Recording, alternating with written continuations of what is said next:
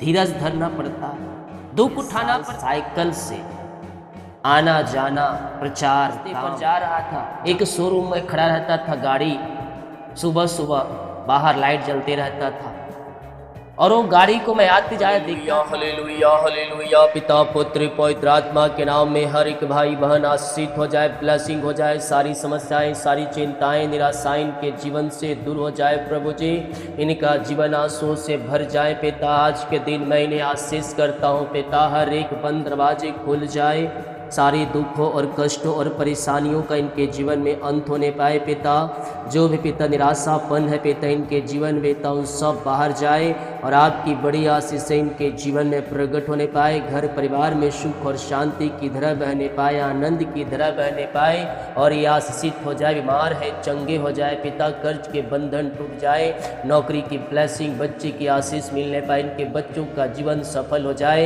ये बढ़ते जाए फलते जाए फूलते जाए और पिता आगे की ओर बढ़ते जाए। जो भी जीवन में बंधन है रुकावटें बाधाएं पिता उस सब आपके नाम से दूर हो जाए और आपकी बड़ी आशीष से इनके जीवन में प्रकट होने पाए। ओ पिता जो चिंताओं में है वो चिंता की दीवार को मैं ढाता हूँ, डिप्रेशन वाले तमाम बाहर जाए, कष्ट और परेशानी और समस्याएं इनके जीवन से बाहर जाए। आज मैं इन्हें आशीष की घोषणा करता हूँ। बीमार लोग यीशु के नाम में चंगे हो जाए, कर्ज की जाले फट जाए, रुका हुआ कमाई मिल जाए, घर बन जाए। जिनके पास बच्चे नहीं पे तो उन्हें बच्चे की आशीष मिलने पाए, इनके बच्चे सफलता की ओर बढ़ने पाए, हर एक क्षेत्रों में आशीषित हो जाए, ब्लेसिंग हो जाए और पिता पुत्र पवित्र आत्मा के नाम में आशीषित हो जाए। इनका बिजनेस, इनकी सैलरी, इनकी नौकरी आशीषित हो जाए। जितने लोगों ने पिता अपने हाथों को आगे बढ़ाकर बीज को बोया है, भेंट दान दसमत डाले हैं, चर्च जमीन के लिए सहयोग किए, पिता इन्हें आशीष दे, इन्हें ब्लेस करें, अपनी आंसुओं से भरपूर करें और अपनी महिमा के लिए उपयोग करें। आपने इन सबों को आशीष दिया, प्रार्थना सुना, धन्यवाद, आमीन। तो आज का हम देखते हैं याकूब 5 अध्याय के उसके 7 वचन से। यहां हम पाते हैं दुख में धीरज धरना। हम किस प्रकार से दुख में धीरज धर सकते हैं? दुख जब आती है तो सबसे पहले तो हमें कुछ समझ नहीं आता है, शैतान हमारे माइंड को कब्जा करके रखता है। लेकिन अगर आप एक विश्वासी हैं, वचन पर विश्वास करते हैं, वचन पर चलते हैं, प्रभु पर आपका भरोसा है, तो दुखों में आप धीरज धर सकते हैं। हालेलुया। किस प्रकार से? याकूब 5 अध्याय के उसके 7 वचन। इसीलिए हे भाई प्रभु के आगमन तक धीरज धरो। देखो किसान पृथ्वी की बहुमूल्य फसल की आशा रखता हुआ प्रथम और अंतिम वर्षा होने तक धीरज धरता है। एक किसान जब खेत में धान बोता है तो पहली वर्षा होती है, उसके बाद मान लीजिए वर्षा नहीं हुई, पानी नहीं बरसा, तब निराश होते हैं। लेकिन आशा रहती है, कहीं ना कहीं आशा रहती है। मैं देखा था पहले जब मेरे दादा लोग थे तब बातें करते थे, वो कहते थे कि पिछले वर्ष से इस वर्ष धान अधिक होगा। रबी फसल हो चाहे धान हो चाहे गेहूं हो, इस वर्ष से पिछले वर्ष से इस वर्ष अधिक होगा। उन एक आशा और एक धीरज। बारिश नहीं हुआ, बारिश कम हुआ है इस साल, कोई बोलेगा बारिश इस साल कम हुआ है, उसमें से बीच में बोलेगा, फिर भी क्या बोलेगा, बारिश कम हुआ है, फिर बोलेगा इस वर्ष पिछले साल से अधिक की भी इस वर्ष हमें धान मिलेगा, हमें रबी फसल मिलेगा। हालेलुया। तो एक आशा और एक धीरज उनके अंदर होता है। किसान का जब तक उसका धान कट ना जाए, जब तक वो खलिहान तक पहुंच ना जाए, तब तक आशा लगाए रहता है, धीरज धरता है कि पिछले वर्ष से अधिक इस वर्ष में उपज हुआ है। और अंतिम वर्षा होने तक वो धीरज धरता है कि अभी नहीं तो कल, अगले सप्ताह पानी वर्षा होगा। वो धीरज धरता है, धीरज से काम करता है। हालेलुया। तो यहाँ कहता है भाई धीरज धरो, देखो किसान पृथ्वी की बहुमूल्य फसल की आशा रखता हुआ प्रथम और अंतिम वर्षा होने तक धीरज धरता है। तो यहाँ किससे बोल रहा है? धीरज धरो, धीरज रखो। हालेलुया। ये हमें कहा जा रहा है। हम किसी बात को लेकर उतावली नहीं होना है, धीरज रखना है। आज नहीं तो कल प्रभु देगा। जब विश्वास में आप नहीं थे, पिछले जीवन जी रहे थे, 10 साल 15 साल से आप वहीं पड़े थे, लेकिन जब मसीह में हम आते हैं ना तो सब कुछ जल्दी होना चाहिए। हेलो, मसीह में जब आते हैं एक विश्वासी प्रभु यीशु मसीह पर विश्वास करके, तो उसे सब कुछ जल्दी चाहिए। वहां पास तो इतने साल रहा, लेकिन जब मसीह में आए तो सब फटाफट फटाफट लॉटरी की तरह उन्हें मिलनी चाहिए। ऐसा नहीं होता है, धीरज धरना पड़ता है, दुख उठाना पड़ता है। हालेलुया, तब प्रभु प्रसन्न होता है हमारे जीवन से, तब हमें वो उसका प्रतिफल मिलता है। कुछ लोगों की प्रार्थना का उत्तर तुरंत मिल जाता है। ऐसा नहीं कर रहा हूं कि प्रार्थना अभी नहीं कि सुबह प्रार्थना आज रात को करे वो कल मिल जाएगा, लेकिन किसी किसी विषयों में, किसी की चीजों में हालेलुया धीरज धरना पड़ता है, और धीरज के साथ हमें विश्वास में बनकर मसीह में जड़ पकड़ते जाना है।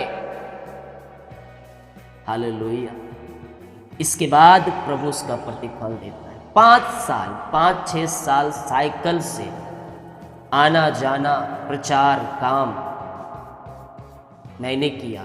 धीरज धर रास्ते पर जाता था, एक शोरूम में खड़ा रहता था गाड़ी, सुबह सुबह बाहर लाइट जलते रहता था, और वो गाड़ी को मैं आते जाए देखता था। मैं बोलता था नहीं, ये गाड़ी मैं नहीं ले सकता, ये बड़े लोगों के लिए है। ये गाड़ी अच्छा दिख रहा था, दिखने में आकर्षित था, अच्छा था चलाने में भी, और 100 में मुश्किल से लोगों के पास 1-2 गाड़ी होती थी। 100 लोगों के पास एक गाड़ी दिख गई तो दिख गई, नहीं मैं इसे नहीं ले सकता, बस आते जाते उसे देखता था। और प्रभु से मैं प्रार्थना पुराना गाड़ी के लिए कर रहा था, प्रभु आने जाने दिक्कत हो रही है, पुराना गाड़ी मुझे दे दो ताकि आने जाने में जो भी है वो थोड़ा सा जल्दी हो सके। लेकिन हमारी प्रार्थना करने के तरीकों को भी बदलना पड़ता। परमेश्वर बोलता तू प्रार्थना करने के तरीकों को बदल। मैं किस लिए प्रार्थना कर रहा था? मैं पुरानी गाड़ी के लिए प्रार्थना करता, लेकिन परमेश्वर ने मेरे जीवन में एक नई चमचमाती हुई गाड़ी रखा था, जिससे मैं आते और जाते मैं देखता था। हालेलुया। प्रभु कहता है प्रार्थना कर विश्वास के साथ, और मेरी इच्छा को मांग। तू अपनी इच्छा तो बता रहा है, लेकिन हम अपनी इच्छा परमेश्वर के सामने रखें, लेकिन उस इच्छाओं में हम प्रभु की इच्छा मांगे। प्रभु अगर ये इच्छा है तो मुझे ये मिले, लेकिन मैं अपनी बातें रखता था, परमेश्वर की इच्छा को नहीं मांगता था कि परमेश्वर से अगर मांगूंगा नया गाड़ी तो मैं कहां से दूंगा पैसा तो था ही नहीं।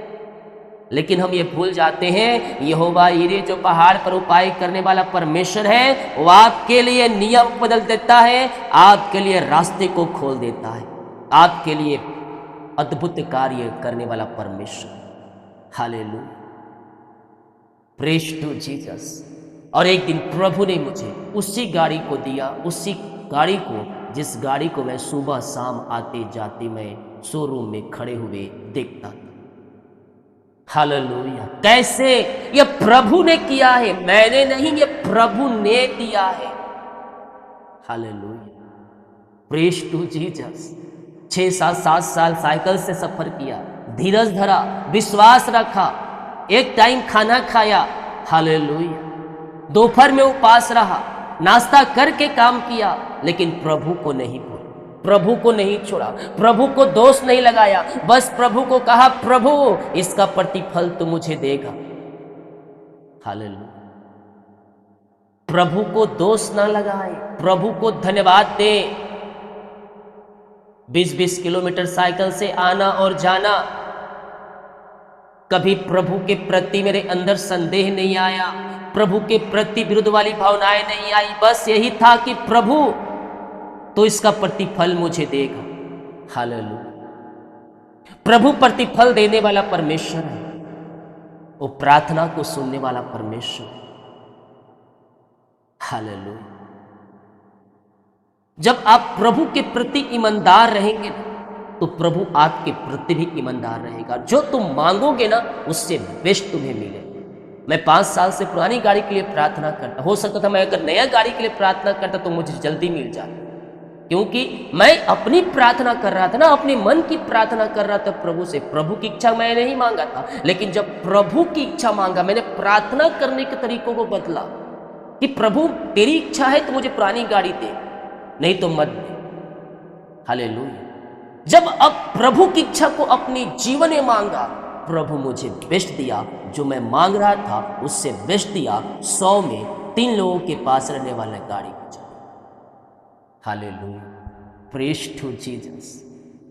वो प्रभु का अद्भुत कार्य है, वो प्रभु का अद्भुत प्रेम है। हालेलुया। जब हम प्रभु के प्रति ईमानदारी रहेंगे, हम धन्यवाद का बलिदान हम चढ़ाएंगे हर एक बातों में, प्रभु हमें बेस्ट देगा। हालेलुया। तो धीरज धरना है मसीह जीवन में। धीरज बहुत जरूरी है। धीरज के साथ हमें आगे बढ़ना है। बिना धीरज धरे, बिना सब्र रखे हमें मसीह जीवन में हम आगे नहीं बढ़ सकते हैं। देखो, किसान पृथ्वी की बहुमूल्य फसल की आशा रखता हुआ प्रथम और अंतिम वर्षा होने तक धीरज धरता है। तुम भी धीरज धरो, अपने हृदय को दृढ़ करो, क्योंकि प्रभु का आगमन निकट है। प्रार्थना का उत्तर नहीं मिल रहा है तो प्रभु के प्रति कुड़कुड़ाना मत। प्रार्थना तो कर रहा हूं, प्रभु मुझे क्यों नहीं मिल रहा है। 6-7 साल 20 किलोमीटर आना जाना, 10 किलोमीटर इधर से उधर। प्रभु के प्रति मेरे अंदर शिकायत वाली बातें नहीं आई, बस एक ही था, धन्यवाद प्रभु, तो इसका प्रतिफल मुझे देगा। हालेलुया। दोपहर में खाने को नहीं था, नाश्ता करता, दोपहर उपास, फिर रात की चिंता। रात का प्रभु इंतजाम करने वाला परमेश्वर है। प्रभु के प्रति मेरे अंदर ये नहीं आया कि प्रभु मैं इतना कर रहा हूँ, मुझे ऐसा क्यों जीवन जीना पड़ रहा। धन्यवाद के साथ और धीरज के साथ प्रभु के प्रति ईमानदार। जब हर एक बातों में तुम प्रभु को धन्यवाद दोगे और प्रतिफल को मांगोगे, प्रभु इसका प्रतिफल तुम मुझे देगा, तो निश्चित तौर पर तुम्हें उसका प्रतिफल मिलेगा। हालेलुया। लेकिन प्रभु के पीछे चलते हुए ईमानदारी के साथ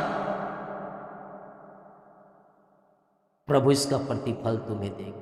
तो यहां वचन कहता है, तुम भी धीरज धरो और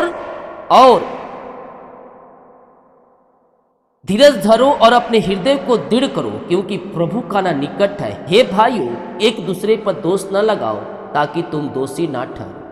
हाकिम द्वार पर खड़ा है। हे भाइयों, जिन भविष्यवक्ताओं ने प्रभु के नाम से बातें की, उनको दुख उठाते और धीरज धरने का एक आदर्श से समझो। देखो, धीरज धरने वाले को धन्य कहते हैं। तुम अय्यूब के धीरज को तो विषय में तुमने सुना है, और प्रभु की ओर से उसका प्रतिफल हुआ, उससे भी तुमने जाना है। अय्यूब की पुस्तक मेरे जीवन में सबसे बड़ी एक बेस्ट पुस्तक। अय्यूब के जीवन में इतनी सारी घटनाएं आई, इतनी सारी घटनाएं। अय्यूब एक मनुष्य था, कोई भविष्य कोई ये नहीं था। वह एक राजा था, लेकिन एक मनुष्य था। लेकिन उसके जीवन में इतनी बड़ी बड़ी कठिनाइयां आई, इतनी बड़ी बड़ी समस्याएं आई, लेकिन फिर भी उसने प्रभु को नहीं छोड़ा। और आज हमारे पैर में ठेस लग जाए, घर से निकले गाड़ी पंचर हो जाए, ट्रेन छूट जाए, तो हम प्रभु को दोष लगाते हैं कि प्रभु मैंने तो सुबह प्रार्थना करके निकला। हालेलुया। फिर ये कैसे घटनाएं घट गई मेरे साथ। तो हम प्रभु को दोष लगाना शुरू कर देते हैं। लेकिन अय्यूब के जीवन में जब आप अय्यूब की पुस्तक पढ़ेंगे मेरे प्रियो, तो ऐसा लगेगा कि जो मेरे सामने दुख है ना, उसके सामने कुछ भी नहीं। हेलो, अय्यूब की पुस्तक नहीं पढ़े हो तो अय्यूब की पुस्तक तुम पढ़ लेना मेरे प्रियो एक बार। उस अय्यूब की जीवन में जो परीक्षा आई, परमेश्वर से आज्ञा लेकर शैतान आया अय्यूब के जीवन में अटैक करने के लिए। और वो क्या था? अय्यूब पाप करता था, गुनाह करता था। वो एक खरा मनुष्य था, वो यहोवा का भय मानने वाला मनुष्य था। फिर भी उसके जीवन में शैतान ने अटैक किया। हम बोलते हैं कि हम प्रभु के वचन के अनुसार चलते हैं, लेकिन प्रार्थना करते हैं, बाइबल पढ़ते हैं, फिर मेरे जीवन में समस्याएं क्यों आ जाती हैं? जब इसका उत्तर चाहिए तो कहीं जाने की आवश्यकता नहीं है, मुझसे पूछने की आवश्यकता नहीं है। अय्यूब की पुस्तक को तुम पढ़ लेना, हालेलुया, उत्तर ऑटोमेटिक ही मिल जाए। वह एक खरा मनुष्य था, कोई पाप नहीं था उसके जीवन में। प्रभु के प्रति वो ईमानदार था, प्रभु के प्रति उसके अंदर डर था, वो एक खरा मनुष्य था। लेकिन उसका जीवन शैतान ने कैसा कर दिया, कैसे कर दिया। शैतान के पास अधिकार नहीं है हमें छूने का। वो आता है तो अटैक, परमेश्वर से परमिशन लेकर, यहोवा से परमिशन लेकर वह अय्यूब के जीवन में अटैक करता है। अय्यूब का भरोसा परमेश्वर पर था और परमेश्वर अय्यूब पर भरोसा था कि चाहे कुछ भी हो जाए, ये विश्वास में पीछे नहीं हटेगा, मेरा नाम का इनकार ये नहीं करेगा। और हुआ ऐसे ही। धीरे धीरे अय्यूब के जीवन से सारी जो आशीषें थी छीन लिया गया उससे। उसके शरीर में भी थोड़ा पड़ा, उसकी पत्नी, उसके दोस्त सब छोड़ दिए, अकेला बच गया। फिर भी उसने परमेश्वर का इनकार नहीं किया, परमेश्वर को उसने स्वीकारा और हर एक बातों में प्रभु को धन्यवाद दिया। आज हमारे जीवन में थोड़ा सा नुकसान हो जाता है तो हम प्रभु के प्रति विरुद्ध जताना शुरू कर देते हैं। गाड़ी पंचर, लेट ट्रेन छूट गई, हम प्रभु को दोष लगाना शुरू कर देते हैं। हमारे जीवन में दुख आई, हम प्रभु को दोष लगाना शुरू कर देते हैं। अय्यूब की पुस्तक पढ़ लेना मेरे प्रियो, तुम्हारा जीवन जो अभी चल रहा है ना, बोलोगे कुछ भी नहीं है ये मेरे से, दुख कुछ भी नहीं है, समस्या कुछ भी नहीं है। अय्यूब की पुस्तक में जब आप पढ़ोगे, आपका दुख ऐसे ही खत्म हो जाएगा, ये कुछ नहीं है, सोचो। इसीलिए हर एक प्रति परमेश्वर के वचन में चलना, विश्वास योग बह रहना, धीरज को पूरा काम करने देना कि तुम सिद्ध हो जाओ, और जब उससे भट्ठी से निकलो तो तुम पक कर सोना बन जाओ और तुम्हारे लिए आशीष के दरवाजे खुल जाए। हालेलुया, ऐसा होने जा रहा है। प्रभु इन वचनों को द्वारा हम सबको आशीष दे। विश्वास को जब तुम धारे रहोगे ना, विश्वास पे धीरज के साथ, प्रार्थना के साथ, वचन पे चलते हुए चलोगे, तुम भट्ठी से पक कर सोना बनकर निकलोगे और तुम्हारे लिए आशीष के दरवाजे खुल जाए। आमीन।